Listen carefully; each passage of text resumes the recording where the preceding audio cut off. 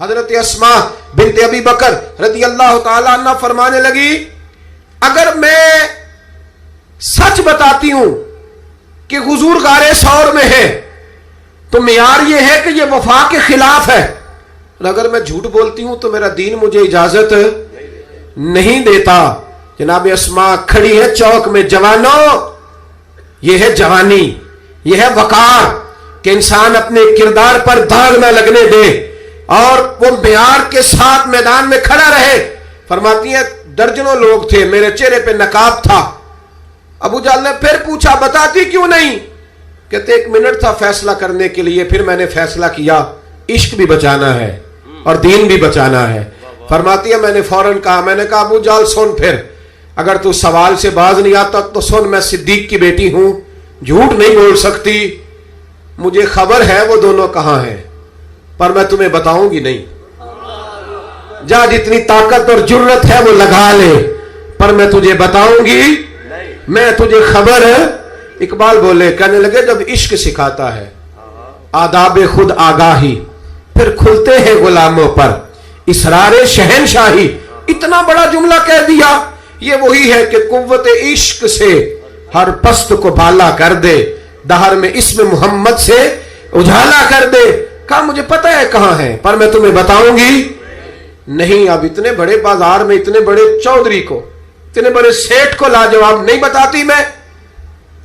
تو بزدل لوگ ہوتے ہیں، پھر جب دلیل ختم ہوتی ہے تو جھگڑا کرتے ہیں۔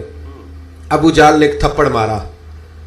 جناب اسما کہتی ہیں یہ سردار کا گھر تھا، کبھی کسی کی طاقت نہیں ہوئی تھی، پر وہ یہ تھپڑ بھی میں نے نبی کے نام پہ کھایا۔ فرماتی ہے میں زمین پہ گری، میرے کان میں بالی تھی، وہ ٹکرائی ایک پتھر سے، خون بہنے لگا۔ لوگوں نے ابو جہل کو پکڑا، حیا کر، بچیوں کے اور عورتوں کے منہ لگتا ہے اسے لے گئے۔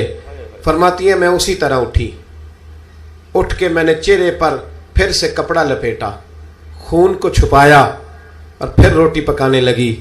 فرماتی ہیں اسی طرح کھانا بنایا، پھر کئی دفعے نکل نکل کے دیکھا، جب کوئی راہوں میں نہ رہا، فرماتی ہیں سنسان رستوں میں میں غار ثور کی طرف بڑھی، اور جب میں غار ثور میں کھانا لے کے گئی تو چہرہ چھپا ہوا تھا۔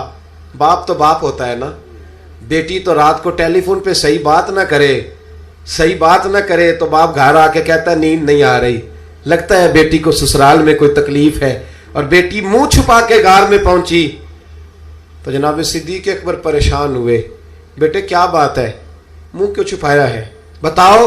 کچھ نہیں ابا جی یہ دیکھیں آج کیا پکایا۔ کہ نہیں پتر بتا معاملہ کیا ہے، کیا بات ہے۔ جب 2-3 دفعہ جناب صدیق اکبر نے تشویش کے عالم میں پوچھا تو حضور علیہ السلام نے فرمایا، کریم فرمانے لگے اسما بتاتی کیوں نہیں معاملہ کیا ہے؟ تو پھر جناب اسما رو پڑی، ایک باری میری آنکھیاں چوں اونا نے اتھرو پونجے سن، ہن چسکا پہ گیا رونے دا، ہر ویلے آہو زاری دا۔ جناب اسما رو پڑی، کہ کھولیے کپڑا بتائیے۔ فرماتی ہیں پھر سے کپڑا کھولا، خون پھر جاری ہونے لگا۔ عرض کی یا رسول اللہ آج عجیب دراہے پہ کھڑی ہو گئی تھی، عشق بھی تھا اور دین بھی تھا۔ اگر میں بتاتی تھی کہ آپ کہاں ہیں تو عشق نہیں بچتا تھا، اور اگر نہیں بتاتی تھی تو جھوٹ تھا، پھر مجھے میدان میں ڈٹ کے سچ بولنا پڑا۔ آج میں نے سچ کے لیے یہ مار کھائی ہے، سچ کے لیے تھپڑ کھایا ہے، سچ کے لیے زمین پہ گری ہوں، اس لیے کہ میں صادق اور امین نبی کا کلمہ پڑھنے والی ہوں۔ میرے محبوب کریم نے جب یہ بات سنی تو حضور کی آنکھوں میں آنسو آئے، حضرت صدیق اکبر بھی روئے۔